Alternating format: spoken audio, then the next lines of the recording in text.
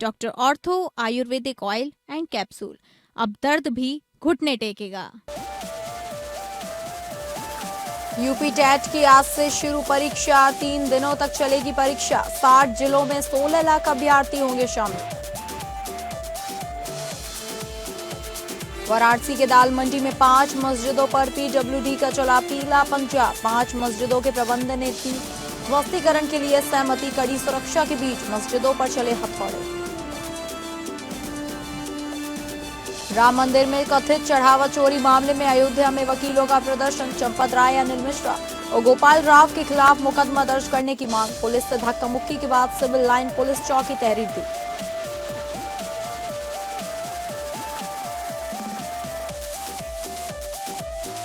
नमस्कार, मैं हूं डॉक्टर प्रसून। उत्तराखंड के मुख्यमंत्री पुष्कर सिंह धामी 4 जुलाई को इतिहास रचने जा रहे हैं। सीएम धामी उत्तराखंड के राजनीतिक इतिहास में लगातार 5 साल का कार्यकाल पूरा करने वाले बीजेपी के पहले मुख्यमंत्री बनने जा रहे हैं। साल 2000 में उत्तर प्रदेश से अलग होकर बने उत्तराखंड में राजनीतिक अस्थिरता एक बड़ा अभिशाप रही है, जहां सरकारों ने अपने मुख्यमंत्रियों के कार्यकाल को पूरा करने से पहले ही बदल दिया। इस पृष्ठभूमि में सीएम धामी का यह मील का पत्थर उत्तराखंड की राजनीति में एक नए युग की शुरुआत का प्रतीक है। आपको बता दें कि उत्तराखंड राज्य के 26 साल के इतिहास में अब तक 10 मुख्यमंत्री रह चुके हैं। पुष्कर सिंह धामी से पहले केवल कांग्रेस के दिग्गज नेता स्वर्गीय नारायण दत्त तिवारी ही एकमात्र ऐसे मुख्यमंत्री थे जिन्होंने 2002 से 2007 तक अपना 5 साल का कार्यकाल पूरा किया। बीजेपी ने राज्य में कई बार सरकार बनाई, लेकिन कभी भी कोई मुख्यमंत्री 5 साल की अवधि पूरा नहीं कर सका। उत्तराखंड गठन के शुरुआती वर्षों में नित्यानंद स्वामी और भगत सिंह कोश्यारी मुख्यमंत्री पद से 5 साल का कार्यकाल पूरा करने से पहले ही हटा दिए गए। 2007 से 2012 के कार्यकाल के दौरान बीजेपी ने 3 बार सीएम बदले। इस बार भुवन चंद खंडूरी और रमेश पोखरियाल निशंक मुख्यमंत्री बने, जिसमें भुवन चंद खंडूरी गैप के बाद 2 बार मुख्यमंत्री बने थे। साल 2017 में प्रचंड बहुमत मिलने के बाद भी त्रिवेंद्र सिंह रावत 4 साल पूरा होने से ठीक पहले हटा दिए गए और उसके बाद आए तीरथ सिंह रावत मात्र कुछ महीने ही पद पर बने रह सके। जुलाई 2021 में जब केवल 45 वर्ष की आयु में पुष्कर सिंह धामी को राज्य की कमान सौंपी गई तो वे उत्तराखंड के सबसे युवा मुख्यमंत्री बने। धामी के सामने सबसे बड़ी चुनौती 2022 के विधानसभा चुनाव में पार्टी की नया पार लगाना और राज्य के उस मिथक को तोड़ना रहा, जिसके तहत हर 5 साल में सरकार बदल जाती थी। धामी के नेतृत्व में बीजेपी ने 2022 के चुनाव में शानदार जीत दर्ज की। हालांकि धामी स्वयं खाटिमा सीट से चुनाव हार गए, लेकिन पार्टी ने उनके काम पर भरोसा जताते हुए दोबारा कमान सौंपी। इसके बाद सीएम धामी ने चंपावत उपचुनाव रिकॉर्ड मतों से जीता। वे राज्य के पहले ऐसे मुख्यमंत्री बने जिन्होंने लगातार दूसरी बार सीएम पद की शपथ ली।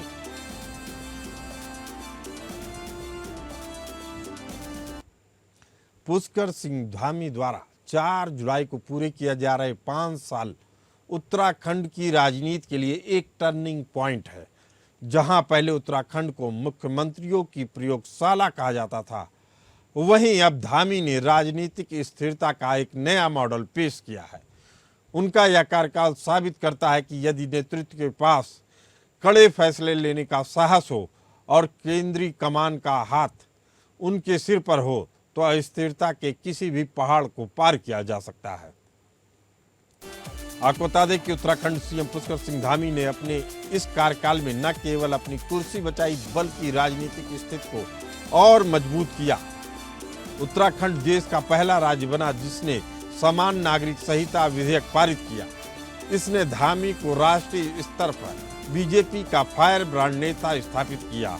इसने समान नागरिक संहिता पर जो रोड मैप तैयार की है वह बंगाल में लागू होने जा रहा है। यानी धामी का उत्तराखंड पूरे देश के लिए मिसाल बन रहा है। सरकारी भर्तियों में घोटालों को रोकने के लिए देश का सबसे सख्त कानून बनाया, जिससे युवाओं में उनका भरोसा बढ़ा। अवैध मजारों, सरकारी जमीनों से अतिक्रमण हटाने का सख्त अभियान चलाया गया, जिससे उनका कोर वोट बैंक मजबूत हुआ। उत्तराखंड मदरसा बोर्ड भंग करके राज्य अल्पसंख्यक शिक्षा प्राधिकरण बनाने वाला देश का पहला राज्य उत्तराखंड बना। संवैधानिक दायरे में रहकर मदरसे के बच्चों को आधुनिक शिक्षा के लिए तैयार करना और उसके लिए एक माहौल तैयार करना बड़ी उपलब्धियों में माना जाता है। उत्तराखंड ने तुष्टीकरण छोड़कर अल्पसंख्यकों के वास्तविक विकास के लिए बाकी राज्यों के लिए एक रोड मैप दिया है। सीएम धामी ने कई बड़े अधिकारियों और घोटाले के आरोपियों को जेल भेजकर धाकड़ धामी की छवि बनाई। धामी की इस स्थिरता का एक बड़ा कारण प्रधानमंत्री नरेंद्र मोदी और बीजेपी के केंद्रीय नेतृत्व पर उनका अटूट भरोसा रहा। पूर्व के मुख्यमंत्रियों के विपरीत सीएम धामी ने राज्य के भीतर गुटबाजी को पनपने नहीं दिया और नौकरशाही पर अपनी पकड़ मजबूत रखी। पीएम मोदी के नवरत्न के विजन और केदारनाथ बद्रीनाथ पुनर्निर्माण कार्यों को उन्होंने धरातल पर उतारा, जिसने देहरादून से दिल्ली तक उनके राजनीतिक कद को लगातार बढ़ाते रखा और स्थिर भी बनाए रखा। उनके विजन को लेकर अब कोई संदेह आलाकमान के मन में नहीं है।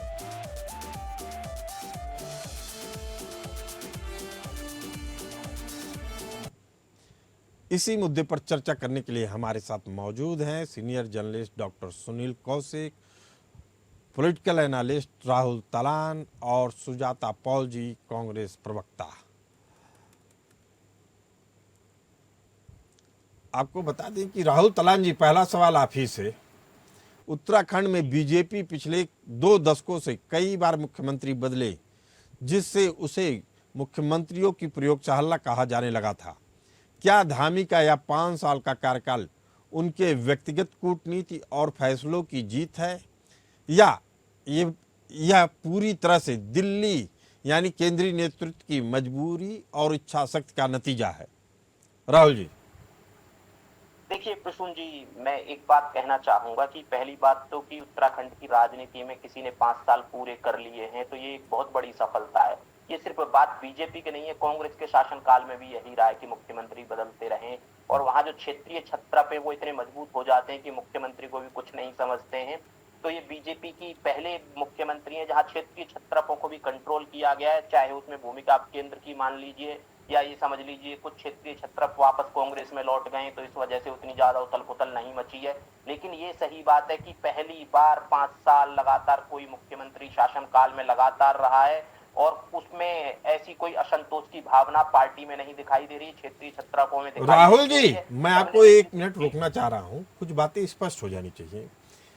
5 साल लगातार मुख्यमंत्री रहना यह भी दिखाता है कि भ्रष्टाचार की जड़ें धामी के कार्यकाल में नहीं जमा पाई, उस तरीके से नहीं जमा पाई जैसे बाकी मुख्यमंत्रियों के कार्यकाल में जमाई जाती थी।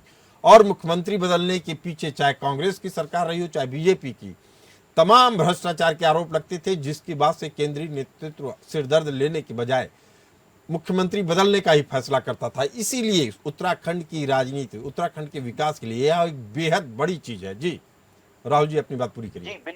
जी बिल्कुल, निश्चित तौर पे जो आपने कहा वो बिल्कुल सही बात है। भ्रष्टाचार तो उत्तराखंड में लगाम लगी है। हमने जैसे देखा कि जब नकल के जो मामले सामने आए, परीक्षाओं में नकल के मामले सामने आए तो सबसे पहले नकल विरोधी कानून लेके आए और मजबूत नकल विरोधी कानून लेके आए। उसके बाद उन परीक्षाओं में नकल पे लगाम लगती हुई दिखाई दी।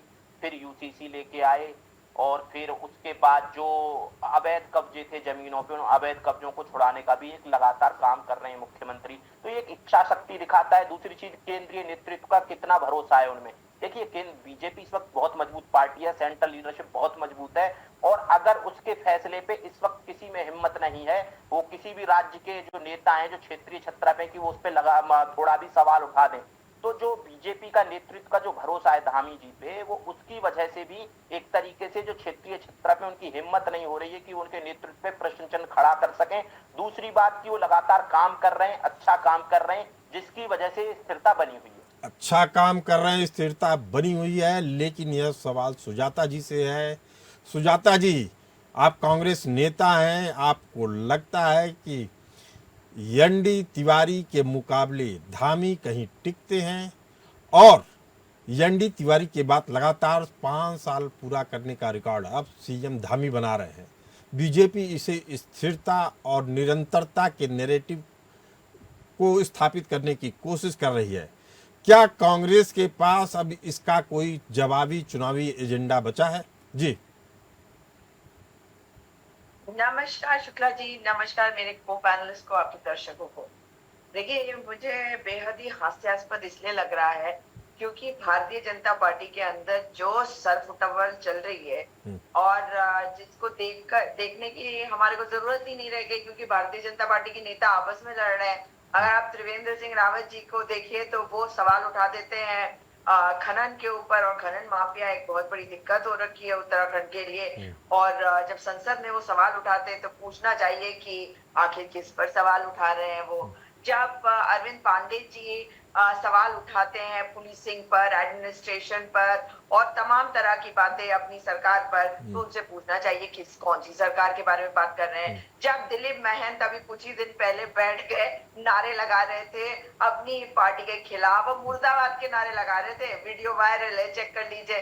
तो न जाने कौन सी पार्टी थी जो सत्ता में। मुझे तो लगता है कई लोगों को ये थोड़ा सा ना एमनीजिया हो गया, उन्हें यही नहीं पता कि सरकार में कौन है और जो विरोध में है वो कौन सी पार्टी का है। तो भाजपा के ही लोग आपस में लड़ रहे हैं। और इसके अलावा भी देख लीजिए कि आप अनिल बलूनी जी, वो तो ऐसा सवाल उठाते हैं, कभी पासपोर्ट ऑफिस को लेकर बोल देते हैं, फिर वो गुस्से में तमतमाए दिखते हैं। यहाँ तक कि नितिन नवीन जी को आके इनको बैठाकर आपस में बातचीत करानी पड़ती है। और ये सबको पता है, सर्वविदित है कि डिनर डिप्लोमेसी के लिए उन्हें कहा जाता है, और जब तक नितिन नवीन खुद नहीं आते तो बैठ के सबके चेहरे लाल हो रखे होते हैं एक दूसरे को देखकर। और सुनिए, जब नितिन नवीन जी आते हैं देहरादून दोबारा से तो उन्हें प्रोटोकॉल नहीं मिलता। सोचिए, प्रोटोकॉल नहीं दिया जाता है, डीजीपी को पता नहीं होता। वो मसूरी में जाके बैठक ले रहे होते हैं और खटीमा में जाके मुख्यमंत्री पुष्कर सिंह धामी कभी मंदिर के अंदर झाड़ू लगा के सफाई कर रहे होते हैं, कभी अपनी माता जी के साथ खेत में चले जाते हैं। तो सुजाता जी, आप धामी सरकार की बुराई कर रही हैं, उनकी ब्रांडिंग कर रही हैं। आप कह रहे हैं कि वो खेत में काम कर रहे हैं तो उनकी माता जी भी जमीन पे उतरी हुई हैं। मुझे लग रहा है कि आप नेता बीजेपी के तरीके से बात कर रही हैं। अरे ब्रांडिंग बता रही हूँ ना, कितनी बढ़िया ब्रांडिंग है कि कहीं कूड़ा नहीं होता, वो झाड़ू मार रहे हैं और लोग मजाक उड़ा रहे हैं। हाँ, ये बात है, ये बात है। अब इसकी सच्चाई सुनते हैं। सुन लीजिए सुजाता जी, आप बेहद अच्छी बात कर रही हैं और रोचक बातें कर रही हैं। इसकी सत्यता के लिए बात करते हैं डॉक्टर सुनील कौशिक जी से। सुनील कौशिक जी, जैसा सुजाता जी बता रही हैं, सिर्फ फुटअव्वल तो है, लेकिन वह सतह पे क्यों नहीं आ रही है? सुजाता जी को पता होगा, उत्तराखंड से वो बिलोंग करती हैं। मैंने तो उत्तराखंड की राजनीति बड़ा दिल्ली में रह करके बड़ा बारीकी से देखी है। कांग्रेस के नेता हो या भाजपा के नेता हो, दोनों पार्टियों में धामी मुख्यमंत्री बनने से पहले क्या होता रहा है ये किसी से छिपा नहीं है। चाहे वो कांग्रेस के बीजेपी में, बीजेपी के कांग्रेस में, और किस तरीके के सत्ता परिवर्तन के लिए या सत्ता तक पहुंचने के लिए कैसे कैसे खेल उत्तराखंड में खेले गए हैं बताने की भी आवश्यकता नहीं है, मगर हम सब लोग जानते हैं। अभी सुजाता जी ने कहा कि साहब खनन का, सुजाता जी को पता होगा कि जब उत्तराखंड के मुख्यमंत्री धामी जी ने जब ज्वाइन किया मुख्यमंत्री के रूप में, तो राजस्व 300 करोड़ के आसपास था खनन का। अब 1200 करोड़ से ऊपर का पहुंच गया है, लगभग 4 गुना बढ़ गया। तो ये आंकड़े बताते हैं कुछ न कुछ तो है, सुधार तो है स्थिति। लेकिन हर पार्टी में ऐसा होता है, ऐसा नहीं है कि किसी पार्टी में नहीं होता होगा। डॉक्टर सुनील कौशिक जी बेहद अहम बात कह रहे हैं भ्रष्टाचार से निकल के राजस्व में बढ़ोतरी हो रही है। सुन लीजिए सुजाता जी, आप ही से जवाब लूंगा। डॉक्टर सुनील कौशिक जी गंभीर पत्रकार हैं, यह न बीजेपी के हैं न कांग्रेस के हैं। वह कह रहे हैं राजस्व को बढ़ावा दिया जा रहा है, भ्रष्टाचार को नहीं बढ़ावा दिया जा रहा है। आपका जवाब डॉक्टर सुजाता जी। देखिए, बड़ी मजेदार बात बोली उन्होंने। उनको ये पता होना चाहिए कि जब आप बात करते हैं ना खनन के राजस्व के बारे में, तो उसमें एक बड़ा दिलचस्प एंगल, उसको स्टडी करिएगा सुनील जी, क्योंकि पेनल्टी लगी है इस बारी। और पेनल्टी क्यों लगती है? जब आप ज्यादा खनन कर देते हैं, मतलब अपनी आंख के सामने आप जो नॉर्म्स है उसके हिसाब से आपको अलाउड होता है एक लेवल तक खनन करना, क्योंकि आप खोद रहे जमीन को। जब आप ज्यादा खोद देते हैं तो वो जमीन वापस नहीं आएगी, लेकिन उसका आप भले ही पेनल्टी ले लीजिए, उसमें वो एंगल नहीं देख रहे आप कि वो पैसा कितना बना के ले जा रहे हैं। और सुन लीजिए, अभी एक एसडीएफओ ने को सस्पेंड कर दिया क्योंकि उसने सवाल उठा लिए थे कि ये इलीगल माइनिंग चल रही है। और अब जो भ्रष्टाचार है उसके बारे में सुनना चाहते हो, ऊर्जा विभाग की मजेदार कहानी सुनाती हूँ। सुनील जी आप जरूर चेक करिएगा, ऊर्जा विभाग के 3 निगम है हमारे यहाँ, और पिटकुल के एमडी, तत्कालीन एमडी प्रकाश चंद्र ध्यानी के ऊपर बहुत गंभीर आरोप लगे। कोर्ट में 5-5 केस है उनके ऊपर, इसलिए पिटकुल का एमडी ये बना नहीं पा रहे। मगर प्रकाश चंद्र ध्यानी के पास पता नहीं मुख्यमंत्री का कौन सा सीक्रेट है कि उन्होंने अब यूपीसीएल का चुपके से एमडी बना दिया।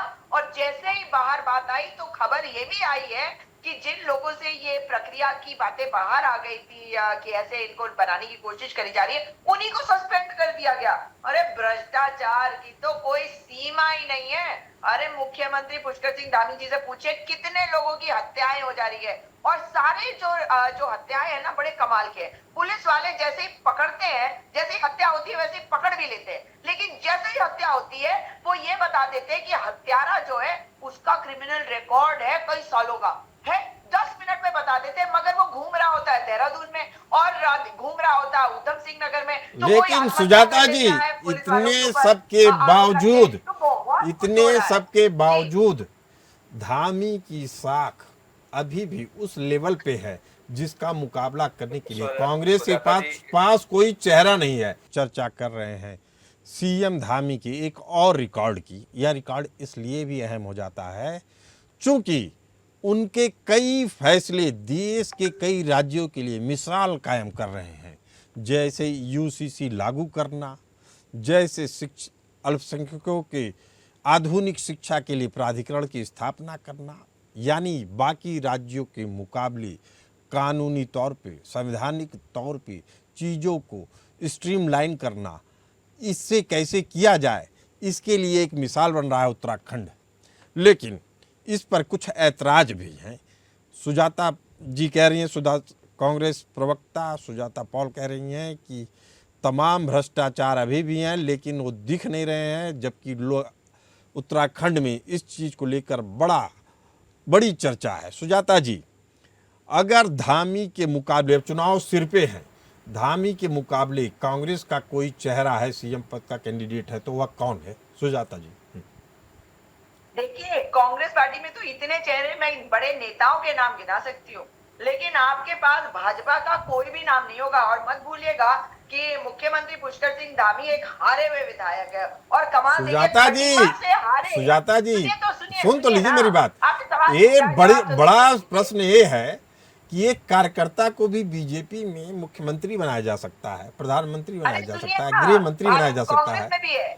कांग्रेस में आपको एक कहने में क्या दिक्कत है कि हरीश रावत जी को बना दिया जाएगा, किसी भी नेता का नाम ले सकती हैं, लेकिन नाम नहीं आएगा। मैं अपनी मर्जी के बताऊंगी ना, आपके पास आए हुए थोड़ी बता दूंगी। अब सुनिए तो, अब ये सुनिए कि चंपावत से उनको जबरदस्ती मुख्यमंत्री बनाया गया। चलिए जी, कोई बात नहीं, मुख्यमंत्री है, उनका आदर सम्मान है, वहां से जैसे भी जीते मगर जीत के मुख्यमंत्री बन गए। अब देखिए, अगर चंपावत की किसी घटना पे किसी विरोधी ने कोई पोस्ट डाल दी तो वो पोस्ट इनविजिबल इन इंडिया हो जाती है। आप समझ रहे हैं?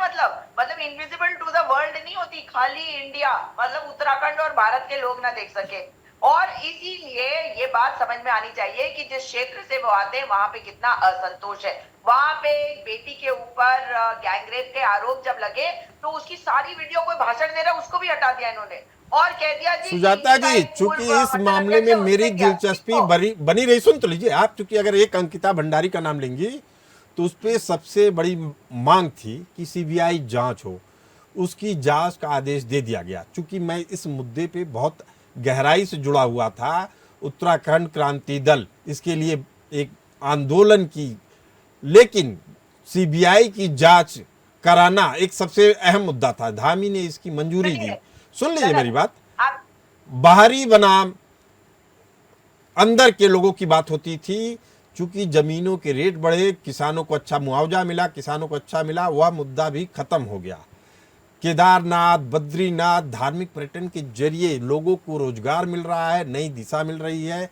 अब बात कुंभ की हो रही है, हरिद्वार में जिस तरीके से रोजगार पैदा हो रहा है, चीजें यानी डाइवर्सिफाइड हो रही है। लेकिन अभी हम आपके पास दोबारा आएंगे, नहीं, सुन लीजिए मेरी बात, मैं वापस आ रहा हूं आपके पास। डॉक्टर सुनील कौशिक, इस 5 साल के कार्यकाल के दौरान अंकिता भंडारी हत्याकांड, केदार गर्भगृह सोना विवाद, भर्ती परीक्षाओं के पेपर लीक जैसे बड़े विवाद भी सामने आए हैं। एक पत्रकार के नजरिए से धामी इन संकटों से अपनी धाकड़ धामी वाली छवि को बचाए रखने में कितने सफल हुए हैं, चूंकि आप उत्तराखंड की जमीन पर हैं? डॉक्टर सुनील कौशिक जी, आप म्यूट पे हैं। पाल जी जो कह रही हैं मैं उनकी बात से बिल्कुल सहमत हूँ, और इसमें ऐसा कुछ भी नहीं है कि जो केवल भारतीय जनता पार्टी में दिखे, वो सब चीजें कांग्रेस में भी। हरीश रावत जी ने पिछले चुनाव में क्या सोशल मीडिया पर लिखना शुरू कर दिया, हरीश रावत जी को कितना पूछा जा रहा था, हरीश रावत जी को पंजाब प्रभारी बना के किसी प्रकरण में भेज दिया, वहां भी समाधान नहीं हुआ, यहाँ भी समाधान नहीं हो पाया। ये हर पार्टी में चलता है। लेकिन महत्वपूर्ण ये है कि कोई सरकार रिकॉर्ड तोड़े। जैसे एग्जाम्पल ये है कि अब तक किसी भी सरकार, चाहे वो इससे पहले भाजपा की भी सरकारें रही हों, क्या 5 साल में 200 से अधिक गिरफ्तारियां हुई हैं? 80 से ऊपर रिश्वत लेते हुए क्या कोई अधिकारी पकड़े गए हैं? क्या भूमि घोटाले में बड़े अधिकारी निलंबित हुए? कोई ऐसा एग्जाम्पल उत्तराखंड में है क्या? ये सब चीजें बताती है। जैसे इन्होंने कहा कि खनन घोटाले में साहब पेनल्टी ज्यादा लग रही है, मानता हूं मैं आपको पेनल्टी लग रही होगी, पेनल्टी से 4 गुना नहीं हो जाएगी पाल साहब, कि 300 करोड़ से 1200 करोड़ हो जाएगी, मतलब आप समझे 900 करोड़ की पेनल्टी लग जाएगी, ऐसा नहीं होगा। हाँ, पेनल्टी लग रही होगी, लेकिन हाँ ये जरूर मानना पड़ेगा। और जब तक कांग्रेस इस बात को नहीं मानेगी, तैयारी कैसे करेगी? तैयारी कैसे करेगी? सच में सच का सामना करना पड़ेगा। राहुल जी हमारे साथ मौजूद हैं। राहुल जी, आपसे जानना चाहूंगा, अंकिता भंडारी हत्याकांड, केदार गर्भगृह सोना विवाद, भर्ती परीक्षाओं में पेपर लीक जैसे बड़े विवाद में धामी की छवि जमीनी स्तर पर कितनी सफल है, कितनी असफल? जी, छवि सफल है तभी तो सुजाता जी कुछ ऐसे मुद्दे गिना नहीं पा रही, जबकि वो मुख्य विपक्षी पार्टी की नेता हैं। उनके पास तो इतना डेटा होना चाहिए था कि वो लाइन लगा के बता दें, number 1, number 2, number 3, number 4, number 5। वो बस खुद ऐसे बचाव कर रही हैं कि नहीं खनन 1200 ऐसे करोड़ हो गया है। खनन 1200 करोड़ का हुआ है तो ठीक है, वो बोल रही गहराई ज्यादा खुदाई कर दी गई है, लेकिन इसके साथ साथ ये भी है कि जो अवैध खनन हो रहा था उसको लीगलाइज किया गया है, सरकार के खजाने में पैसा आया है। इस चीज से तो कोई नहीं बच सकता है। चलिए, सुजाता जी कुछ कहना चाह रही है। सुजाता जी, जल्दी से आपका रिएक्शन। आवाज अनम्यूट कर लीजिए। लिस्ट मांगी ना, तो लिस्ट तो मेरे पास यहाँ तैयार रखी हुई है, लेकिन आप बोलने का मौका दे दीजिएगा। 2017 से 2018 तक कुल 2207 करप्शन के केसेस थे। कौन कौन से डिपार्टमेंट के बताऊं मैं? अगर डिपार्टमेंट गिनाने लगूंगी और इसमें सरकारी अधिकारी तो जिनकी गिरफ्तारी हुई वो सरकार की वजह से नहीं हुई, वो आरटीआई एक्टिविस्ट और विपक्ष ने जब सवाल उठाए तब हुई। अभी मैंने आपको मैंने तो आपके बीच में बोला नहीं ना। अरे इनका मतलब है आप पूछना नहीं चाहते। अगर आप भाजपा का शासनकाल देखेंगे तो भाजपा के शासनकाल में जितना भ्रष्टाचार हो रहा है और यहाँ पे टैक्स कैसा लगता है आपके भर्ती। सुजाता जी बेहद अहम बात कह रही हैं, समय की कमी है, लेकिन एक बात स्पष्ट। राहुल जी आप भी सुनिए। आप राहुल जी मेरी बात सुनिए। सुजाता जी, लोकतंत्र का असली तराजू सिर्फ कार्यकाल के सालों को नहीं बल्कि जनता के सालों साल के भरोसे को मापता है। धाकड़ धामी के नाम का इतिहास, धाकड़ सुन तो लीजिए सुजाता जी, धाकड़ धामी के नाम के इतिहास का यह पन्ना जरूर दर्ज हो गया है, लेकिन उत्तराखंड के पहाड़ों से पलायन को रोकना, युवाओं को रोजगार देना, बुनियादी सुविधाओं को हर गांव तक पहुंचाना ही सीएम धामी के ऐतिहासिक कार्यकाल की असली परीक्षा होगी। वक्त गवाह है कि जनता रिकॉर्ड से ज्यादा रिलीफ को याद रखती है। हमारी इस खास चर्चा में शामिल होने के लिए आप सभी मेहमानों का बहुत बहुत धन्यवाद। हमें भी दीजिए इजाजत। नमस्कार।